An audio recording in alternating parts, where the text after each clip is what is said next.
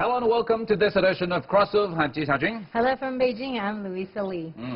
Xiaojun, before we unveil the topic today, I want to ask you this question. Okay. Have you ever thought of owning an electric vehicle? I mean, I know you drive a coupe and you must enjoy the exhilarating ride, but have you ever thought of it? Oh yes, definitely. If they are cool, if they are convenient to drive, if they're comfortable, and if they're cheap. There are many cool cars, Right. electric cars right now, or hybrid cars right now on the market. I know that Porsche is coming out with a brand new one. It looks really fascinating. Okay, are they affordable? On the hybrid. See, that's a key question, right? Yes. And either they're super expensive, or they, I wouldn't use the word ugly, but you know, they're not as beautiful as I might expect them to be in my mind. Yeah, understandable. I mean, I love classic cars, so Yeah. I think it would never be able to replace classic cars. But there is a trend, though. EV, electrical car, is coming to our life. More and more people are now choosing to own them. And this is today's topic. We'll be talking about the future of transportation with an emphasis on electric vehicles. Okay. And we're now joined by three gentlemen. Welcome to Crossover. Can you briefly introduce yourself and tell us your role in relations to the EV industry here in China? Hi, my name is Mark Stanton. I'm Chief Technical Officer at Huarun Technologies. I'm also co-founder there. We're a new startup company. We'll be making EV vehicles in the future. I've spent 35 years in the automotive industry, first working for Ford, and then I moved to Jaguar Land Rover, spent the last 12 years working in Jaguar Land Rover. My name is Jacob George. I'm with J.D. Power, and J.D. Power is a consumer marketing information company. So we try and understand what consumers think about cars, why they buy the cars they do, what they think about the cars, the problems that they have, what they think when they want to replace the car, and in general, understand the industry more. My name is Hoi Tran. I'm with KPMG China. I'm the lead partner for the automotive sector in China, and I'm also the lead partner leading the NEV initiative, so new energy vehicle. So we see a lot of movement within the Chinese market, and it is exciting to see also how the market is developing. And we believe that the electrification is the future for mobility in general. I mean, the industry is making advances from worldwide and also here in China, like you mentioned. What's happening right now in China? I mean, is EV becoming really popular among the industry, among consumers? The EV market in China is still very small. However, it is the biggest worldwide market for EV vehicles, and it's just growing rapidly. So when you talk about NEV vehicles, about 2.5% of the vehicles last year were actually NEVs. So it's still very, very small, and about 80% of those were EVs. But it's growing rapidly, and it's certainly expanding more rapidly here in China than it is anywhere else around the world. I agree with you. You have to see it from the purpose of having NEVs rolling out into the street is basically because China is facing so many challenges right now. Environmental pressures, right? So, and then the urbanization. This all adds up into those problems that we see right now, and you need to solve the problem somehow. And I think the move towards electrification or NEV in general is a right move, and you need to build also policies behind that or regulations behind that to push this. And we've seen that over the last 7 or 8 years already. So there are some, let's say, stages where you can see how electric vehicle become more and more popular here in China. Basically, coming from the subsidies that the regulatory bodies have imposed, but also from those license plate policies, and then the encouragement in the R&D sector to move forward into electric vehicle. And then later on, then the dual credit. You may have heard about that. So that forces also the industry to react to these changes. The thing is, I mean, if you're talking about all these challenges caused by the car industry, the traditional ones in natural pollution and everything, and traffic jam, do you think EV, according to your data, Jacob, is EV going to solve all these problems? Is that EV, is it the real solution to that? Well, we think it's one part of the solution. We don't think it's the whole solution. And the reason why is that when the electric vehicles are powered originally by different sources of industry, including coal, we also have to look at the entire carbon footprint, or the footprint of the vehicle. So, for example, if the energy that they use in electric is obtained originally from coal, well, then you have to think about what that's generating. But it is one part of the solution, because we can also change those sources of energy, and the China government has taken a very proactive approach in pushing EVs and also changing the source of energy. Over half is now still coal generated, but it's moving toward solar and other sources of energy. If that all happens, then EV will be and will be a big part of the solution of improving the emissions in the atmosphere and making it a greener, cleaner environment. You mentioned that the government is really pushing for this green initiative. I mean, I know Norway, I mean, they announced that they will have 1/3 of vehicles sold next year to be all plug-in models. Do you think this will be the approach for the Chinese market? Actually, yes. The government has taken a very proactive role, and what we find out is the consumers are following behind. But when we ask the consumers why they buy the vehicle, and also would they buy a vehicle without incentives, we find actually 40% of the people say they bought the electric vehicle for the incentives, and about 30% of the people say they bought it for the license. So somewhere close to 2/3 of the vehicles are purchased for other reasons. So if those incentives are taken away without substituting something, we do expect to see a drop. Like when car was first invented, it meant new lifestyle to all the users. When this new model, this EV electrical cars, when they're put in use in the future, a lot of people are now using it. What does it mean? I mean, what kind of a lifestyle change does it mean to all these users? I don't think the lifestyle changes will be as much as from the creation of the automobile, like you mentioned. So, for example, when cars came about, then, of course, urban and rural areas came about, shopping malls, drive-ins, drive-thrus, and so on. That won't change as much with the change of the powertrain from a conventional engine to an electric vehicle. There will be some changes. For example, how do you refuel it? The stations will be at their home, for example, or at their workplace, and as opposed to gasoline stations everywhere.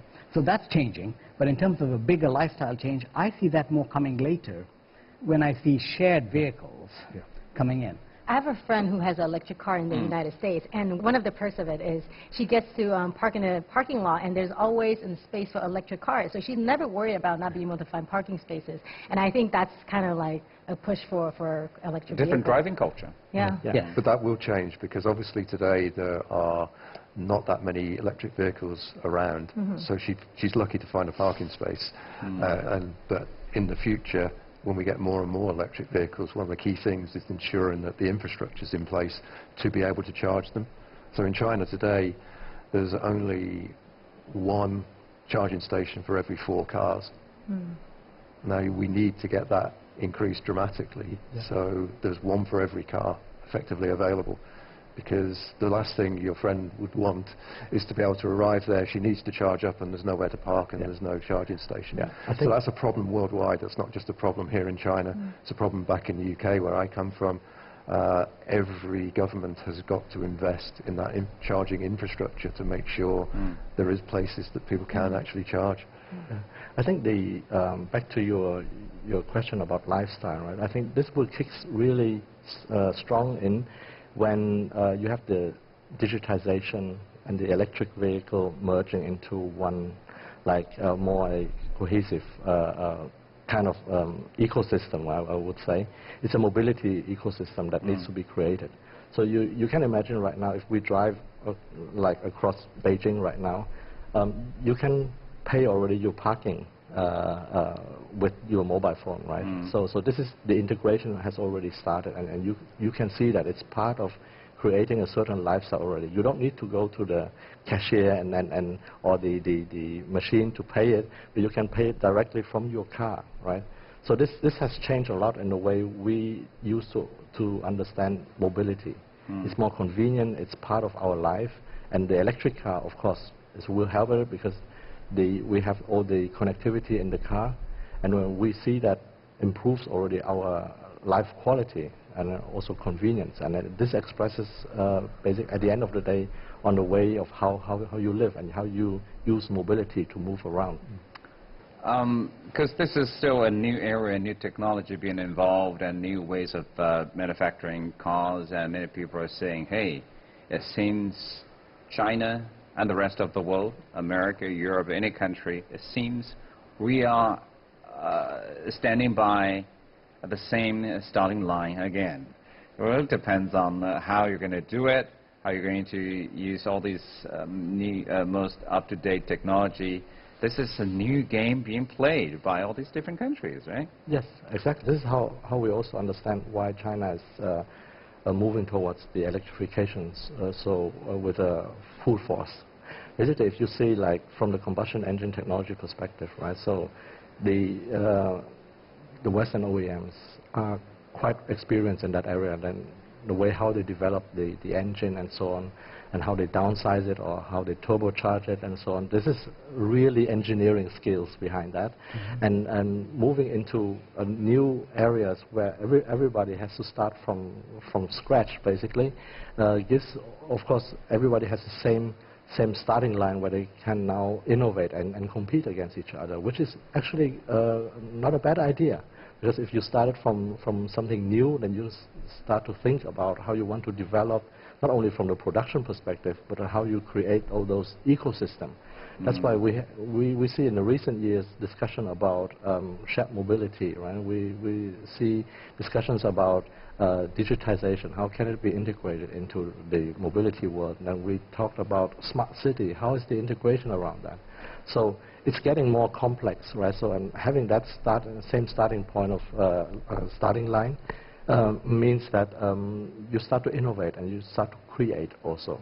One thing I did want to mention is, and you've touched on it earlier, the electrification is one of these changes that is, or the disruptors that is facing the industry today. And the others are, there are 4 disruptors that we see, and it's captioned in an acronym that Dr. Zetcher from Daimler has made popular on Coined, called CASE, CASE, where they're connected cars, autonomous cars, shared vehicles, and electrification. So the electrification, it's just important to remember when we speak to this, is one pillar of what we see the future. It will also be connected, it will be autonomous, it will be shared, and so all these things will have to come together to make our future. So while we work on electrification, we also have people making sure there's an Internet of Things going on the connected basis, also making sure autonomous vehicles can work together, making it sure to hail vehicles or share vehicles. Those are all the technologies that we see coming together for the future. I think you mentioned earlier on about the startup companies. Startup companies like the company I'm involved in now, we're not just looking to manufacture cars. That is not what we're about. It's about all of the things that we've been talking about. It's offering that complete service. And you know, we may not sell cars directly to customers in the future. Things are changing. You know, we may provide shared cars that are owned by a conglomerate of people. You know, everything is shifting, and I think, you know, startup companies like the one I'm involved in, you know, we have to recognize that, and we have to set ourselves up in a different way to offer this complete service to consumers moving forward. And maybe that is where we have an advantage over the older, more conventional manufacturers who've been around there. One of the reasons I moved and came over here is that it's much harder for them to do that, because there's so much momentum within the company that has to change. When you come to somewhere like China and, you know, you get into a startup company, it's really refreshing, because it's so easy to go out and do things and change things. Yes. And I think that's why China is very exciting, because they don't have that real long history. It's a place where it is so much easier to make things happen. All possibilities are possible. Absolutely. But if you come back to EVs, and Louisa, you went to an auto show in Beijing, so we'll take a look at that video after the break. Okay. You're watching Crossover. We'll be right back.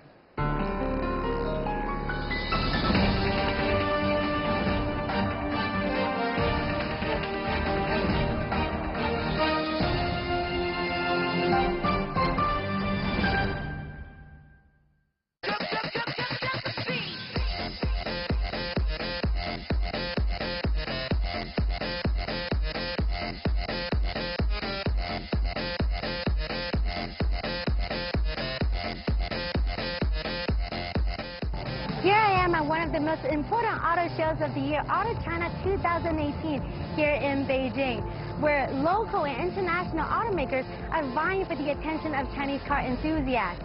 As we know, China is the largest automobile market. And with that said, vehicle sales are expected to hit the 35 million mark by 2020. Aside from checking out the most visually appealing cars today, we're also seeing a shift of focus. Make some room for hybrid and electric cars because they may be dominating the future market.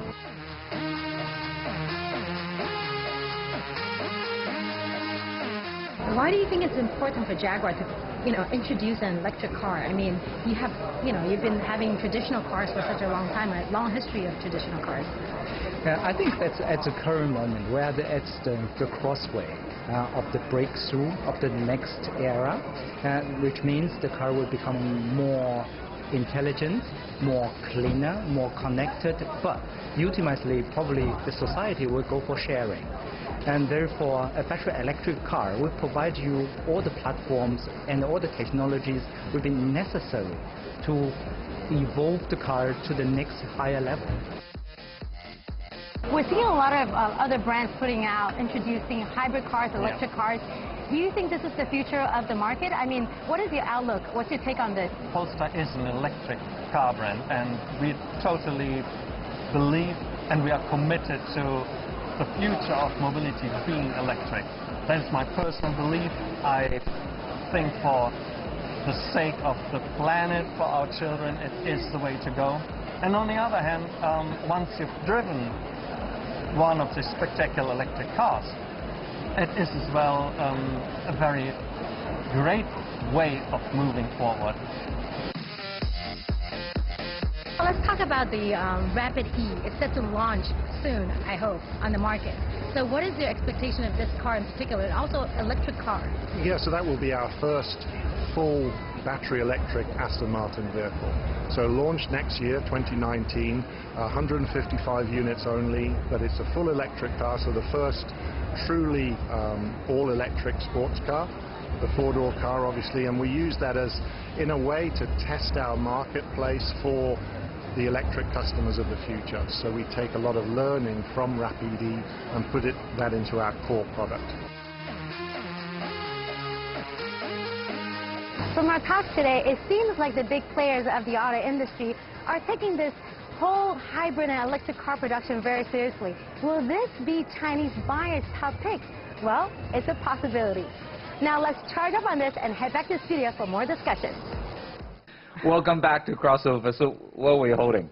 I was holding a charger. That's a charger, That's for the electric car, yes. So what's the current status? How long does it take to charge a car in full, or, well, maybe enough to run to the next station? So most cars now you can charge in 30 to 40 minutes, and you can get full charge. No, that's about 80% charge.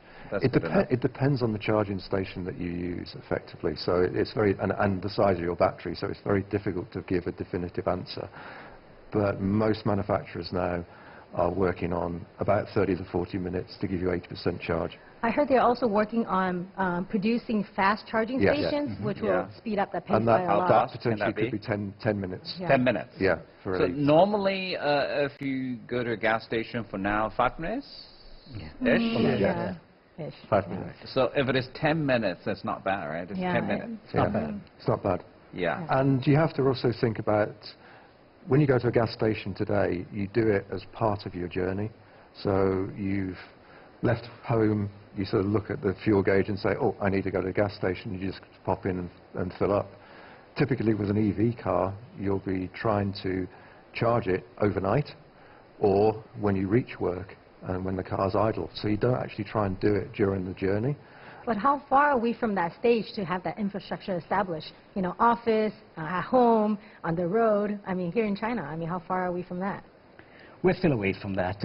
Like Mark mentioned earlier. Working on it. Working on it. In progress. But it's happening more. For example, in my apartment building and other apartment buildings in Shanghai, we see that you do have charging stations in the basement. And then when you go to work, you do have charging stations there. But it's slowly happening, and malls, shopping malls, and things like that. But it's happening slowly. Have you also got the chance to talk to any potential consumers of EVs, and is charging issue one of their concerns? I mean, I read in the article that it used to be one of their concerns, but now that concerns have shifted, right? Yeah. Am I right? The range on the batteries now is increasing substantially. It used to be, you know, the early vehicles were only about 100 kilometers. Now you can get 400 to 500 kilometers range, and you know, we're working clearly as an industry on increasing that dramatically over time. You know, and very soon it will be 600 kilometers. And it's quite difficult. That's great. It's quite difficult to drive 500 to 600 kilometers in a day. That's right. You know, so it becomes much less of an issue. In fact, the biggest complaint that we've seen actually is not the prevalence of charging stations. About 20% of the people who actually buy the vehicle tell us that they were disappointed that they couldn't get the range that was advertised, or that they were told that they would get. So instead of getting whatever the 200 kilometers, 300 kilometers, they actually get significantly shorter. So they tell us that's one of But it's batteries. They fade out, right? It's getting, yeah, batteries, just like, you know, from your cell phone and everywhere else, the batteries are getting, and also it could be in certain conditions, like cold conditions, where the battery doesn't perform to the extent that it would have in a normal condition. So those are certain ways that they complain about not getting what they really. So usually, if you tell the consumer that they're going to get something and then deliver it, they plan for that. When you're not able to deliver it for whatever reason they may be, then they start complaining about it. Yeah, it's all your fault. Yeah, you know, consulting. but I think if we talk about charging infrastructure, right? So of course it's a huge task, because you have to dig out everything and then to install it. But we see also some innovation in that, because you may have heard about those battery swapping stations. So it depends on the car manufacturer who brings in the new ideas about how to replace batteries, right? So there are swapping stations right now. Some of the new NEV manufacturer is thinking about that, about how to provide certain, like, gas station style of areas where you can drive in your car, and then the car battery will be swapped within 12, 20 to 20 minutes, and you can drive on. So it's a different business model behind that. So there's a lot of space for innovation. But we have to see that right now there's a challenge in terms of charging infrastructure. And there will be new ideas coming into the market in terms of how to innovate and how to monetize it from the service perspective. But if you're talking about this new strategy of a country, they have to decide which direction to go. And if there is infrastructure involved, there could be huge investment from the country. And you're telling us it's not decided yet. It's all open to all possibilities. That's no good news. So we're talking now about creating a new ecosystem where different large companies starting to collaborate, right, and to create and to co-create. That's why we're thinking about a lot of these ecosystems when we bring different companies from the grid, from the electric side, from the OEM side, then also from the telecommunications side, and so on. So they need to synergize and create the future in infrastructure for that. Right? So it's indeed a big task to do, but we're thinking now about, like, the next 20, 30 years, how this can be developed, especially if you plan to build new cities or new areas. So that means you have to invest a lot in the infrastructure already, and to create that. We still believe an OEM or a manufacturer itself cannot do that, and then you need to synergize and then join force. You just mentioned that a lot of companies are collaborating to produce new products. Does this mean that we're talking about new industries emerging? Oh yes, definitely. Basically, because when we talk about the super ecosystem, the car itself is just one component, as it says, right? But more and more, like, the tech players are coming in, and then they understand the value of having a consumer basically generating much more revenue through different ecosystems. So they start to talk about, like, how to synergize and how to co-create this new ecosystem. In the future, we expect, like, that the revenue generation from a car and driving around and charging is much less than in the downstream, where you consume much more from other services, right? So that's why even now the OEMs are starting to think about how can we collaborate with other players in order to create a much more powerful ecosystem, but very customer-centric. How about in terms of prices? I mean, you know, when I think of electric cars, it's either not good looking, or if it's good looking, then it's very expensive. Yeah. So what is the price range, at least for the domestic electric vehicles here in China? So price is going to come down, there's no question. Battery technology today and motors, again, because we're in the infancy, they are quite expensive. And so if you just take a conventional car, take out the powertrain and put a battery electric powertrain system into it, it is more expensive. And we have to recognize that. But that's changing dramatically over time. And the costs are coming down rapidly. And, you know, in the next 4 or 5 years, those costs will potentially equalize. And again, you know, maybe in the future, they'll actually become less than a conventional vehicle as the technology improves. We have to remember these vehicles have been around for such a short time. Yeah. And so, you know, it's incredible that they already are where they are.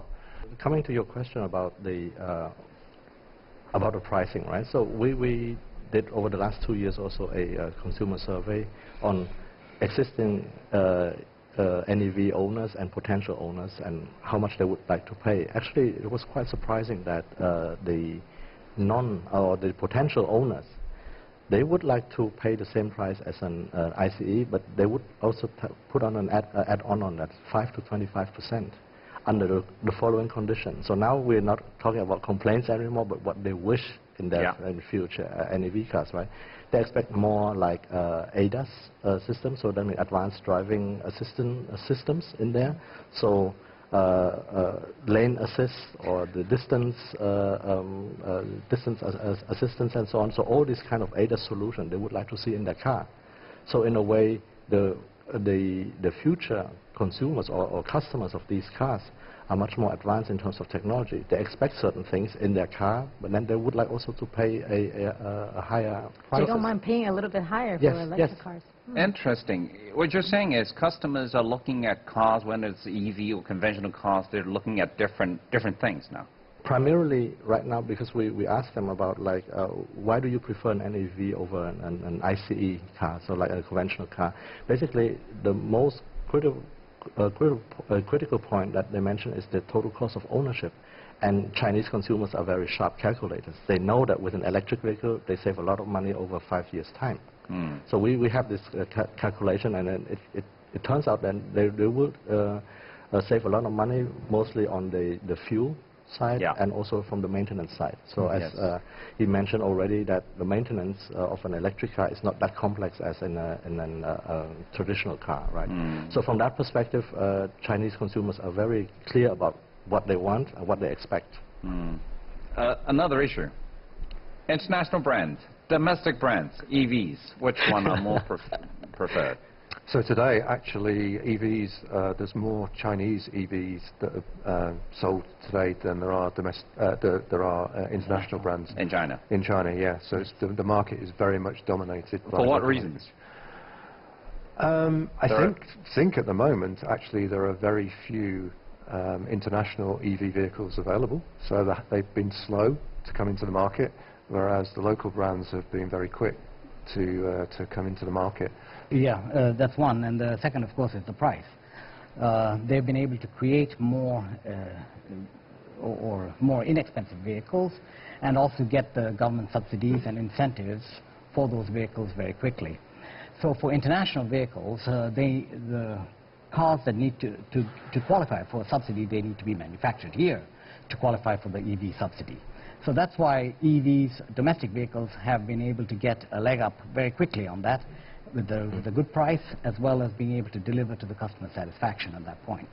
And I want to add one more question, which is, I mean, as a consumer myself, how about the driving experience? So I think this is something that a lot of people are concerned about. I mean, when you drive an electric car versus a traditional car, the driving experience is very different. I mean, how do you see that? Do you think people will eventually give that up and really just go for electric car? I mean...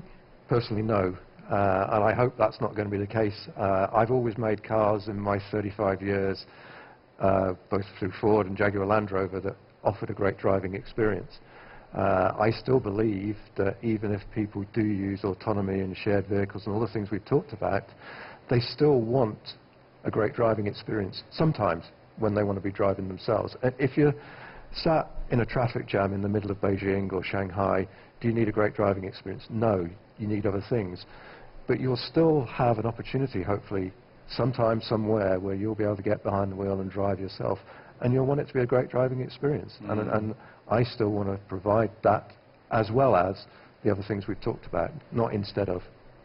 That's my personal view. And the driving experience, hopefully with the electric vehicle, will be quieter, smoother, more power. But I love the sound of the engine. I mean, like when you start up the car.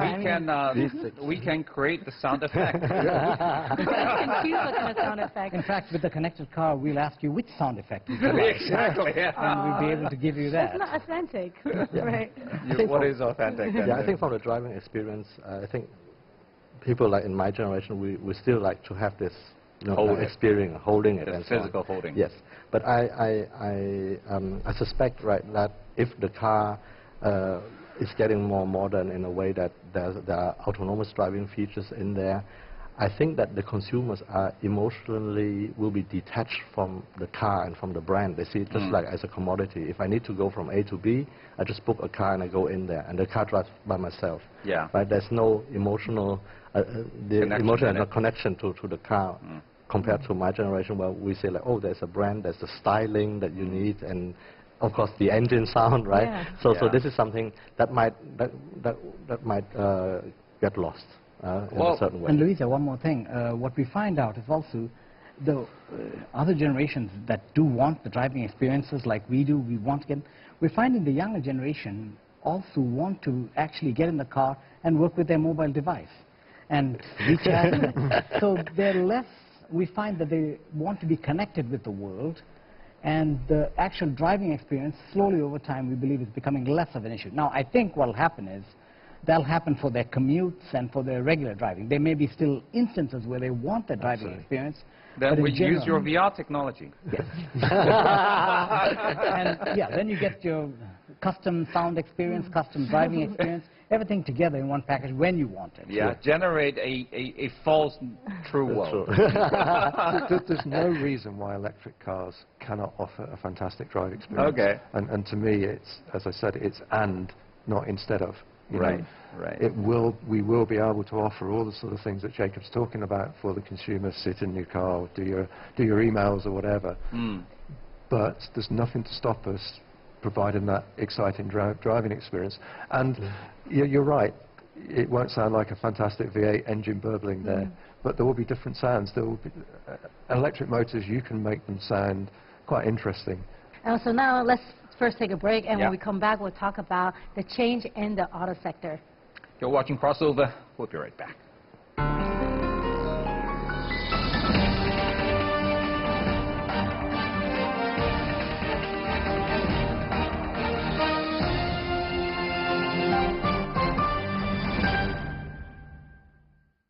Welcome back to the studio, and now we're going to be talking about changes in the auto sector. I thought that conventional manufacturers, since they've been in the industry long enough, over a century, I would expect them to play a bigger role than what they are doing today, but they're not. It's hard for them to change. Why? It really is hard for them to change because we've heard already, consumers aren't demanding these products yet. It will change, it will happen. Conventional manufacturers have a whole number of vehicles that they manufacture today that are successful vehicles. Consumers are still buying those vehicles. They're not asking for, necessarily today, for EV vehicles and all the things we've been talking about. So conventional manufacturers recognize they need to change. They are beginning to introduce products. But these companies, as I mentioned early on in the program, it's very difficult to make changes in some of these companies. They are entrenched in their ways of doing things. You're calculating your words now. Well, to be honest, like you say, it's a part of, in the conventional manufacturers, they have to make a business case for doing it. And for example, to change one of their existing platforms, they'd have to change the manufacturing system, they'd have to change the way the car is designed, and many other changes that need to go on. It's all costs. It's all cost. And for questionable return, right, you still are possibly losing money on every car that you sell. For a new manufacturer that's getting into, they're designing it from scratch. They might be able to get venture capital. They're being able to excite new people. So they might be able to take more risks in that way. That's what we think is the reason why many of these new manufacturers are getting in and have been able to get in and get some market share quickly. I think from the traditional OEM perspective, I think they all know that change is inevitable. Right? They have to change. Otherwise, they will die. Right? What do you tell them then? KPMG. Of course, they have to change in a way that my colleagues also said already.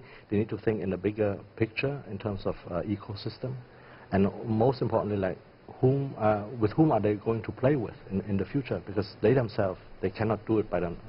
They cannot stem it by themselves. It's not possible because of the business case, right? So they need to think like how to change. And how not to lose their market share. And while now we have new players, like the Chinese players coming in, or the domestic new generation NEV manufacturer coming in, they have also a lot of talents acquired from the industry or from the tech industry and so on. So they form a new team which is very agile, very dynamic in a way, and they want to, and they bring in this set of startup mentality where they need to change it quickly, making or producing prototypes and evolve from that, right? So it's a huge challenge for the traditional OEM, and it still remains like who will basically remain in the game, let's say in 10 years' time. I also agree that there are a lot of risks for the startups, because if you look right now, how many players do we have right now already in China? So according to my latest information, we have already 24 new generation NEV car manufacturers in here, and their planned capacity exceeds already 2.3 million cars per year by today. So that's obviously there's an overcapacity. So that means, and that is a huge competition going on. So that's why you see like in the Beijing Auto Show, so how many new players are basically displaying their new cars and trying to convince about their new concept. How do they want to basically proliferate or market their cars, and what kind of services are they offering around this? We have traditional cars, and launching electric vehicles, and we also have new startups launching electric vehicles. I mean, what is the competition like? I mean, who is leading the game so far? We have seen all the traditional manufacturers create a few models which are electric, create a company within a company mentality to try and create new electric vehicles, new shared vehicles, new connected vehicles, and so they've been all trying to force themselves in that way. So we do see changes coming, but right now the upper hand is still the domestics in these, at least the top 10. But somehow we still have this new term of PPT manufacturers. In other words, all these startup companies, maybe not yours, to clarify, they're introducing all these fancy ideas. They look great. All these fascinating cars, new models, all these new concepts that are all on paper, on PPTs. When you're going to see them being realized in real life, you never know. Yeah. How do you prevent them from that? And I think that's very true. And again, come back to the company I'm now working for. If you look at the 4 co-founders, we have over 100 years of experience in the conventional automotive industry. We're not a PPT company. We absolutely have all that experience, that know-how, how to produce vehicles, forget whether they're electric or not.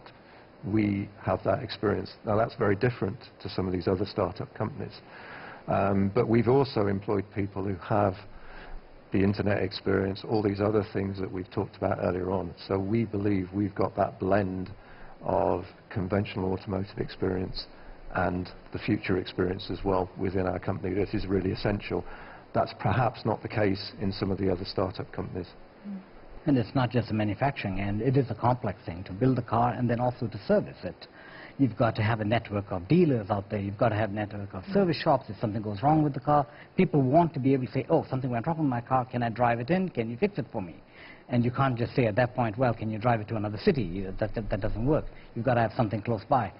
So it's not as easy for these manufacturers to build not only the manufacturing structure, but also the retail infrastructure around that. So these are challenges they'll have to face. And this is why what you started out with, which is the traditional manufacturers who do have these networks in place may also gain an upper hand in that way. You mentioned earlier that these cars are collaborating with a lot of different companies. So say if there's something wrong with the car, so who do you go? I mean, there are so many different parts from different companies. Will that be a problem in the future? Well, you might not go anywhere if there's something wrong with your car in the future. You just dump it. No. Basically, it's all done over the air. Basically, with the telematic systems in the cars, the car will just communicate back to a centre somewhere and say something's gone wrong, and then you'll be able to diagnose it remotely and even fix it remotely. Let's talk about your vision of the electric vehicles in the future, I don't know, 5-10 years' time. How do you see it? I think, as was mentioned earlier on, case is definitely the case here. We will have connectivity, we will have autonomous driving, we will definitely have shared usage of those vehicles, and we will have electric vehicles that are still exciting to drive.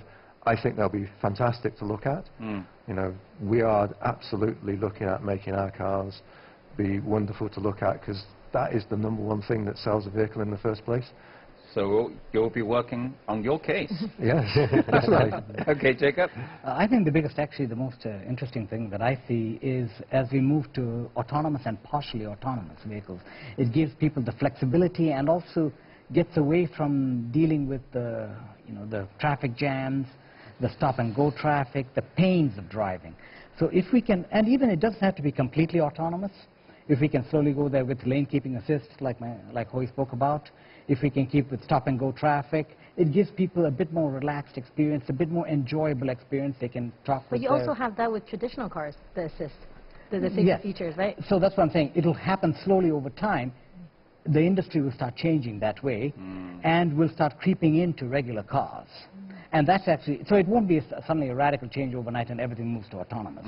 But these small autonomous features will start coming into regular cars, electrified vehicles, and other vehicles, but give people a more pleasurable experience for dealing with those difficult situations. Yeah. So that's what I see as the most fun part of it. Smart system for this new cars in the future.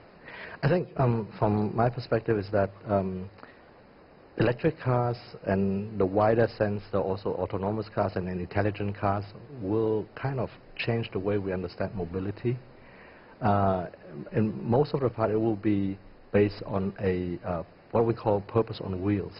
So the car that I see in the future will meet certain purposes. So either if you commute from A to B, or you need to have meetings in a car that drives autonomously, so you don't need to go to the office, so you can have meetings with your peers in a car, or you can even bring your kids to school, right? So and all the manufacturers who build and all the cars, they will adjust to this kind of cases where the car will have a service specific purpose, right? And we will see that in a lot of new business areas, we will integrate all these functions in a car, including entertainment. So if I sit in a car and I need to travel a long journey, then I may have phone conferences, video conferences in the car, or even watching movies on demand, right? So everything is down to new, let's say, user cases, where it might be interesting then to see like how mobility has changed the entire society, right?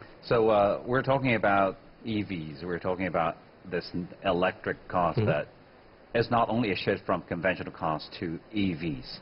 We are more talking about integrating all different systems into a bigger ecosystem. That's what is going to happen in the near future. And we look forward to that happening in the future. So personally, what will be your biggest wish for a new EV if you're going to have one? I mean, high-performance EV car. I could accept that. but it will be very expensive, though. There is. Well, there's a new one coming out I'm quite excited about. I told you earlier in the show, 0 to 60 miles per hour is 3.5 seconds. That's it. We know what you're talking now. Yes. All right. Thank you once again, gentlemen, for coming to Crossover. Thank you. Thank you. And thank you for watching this episode of Crossover. We'll see you next time.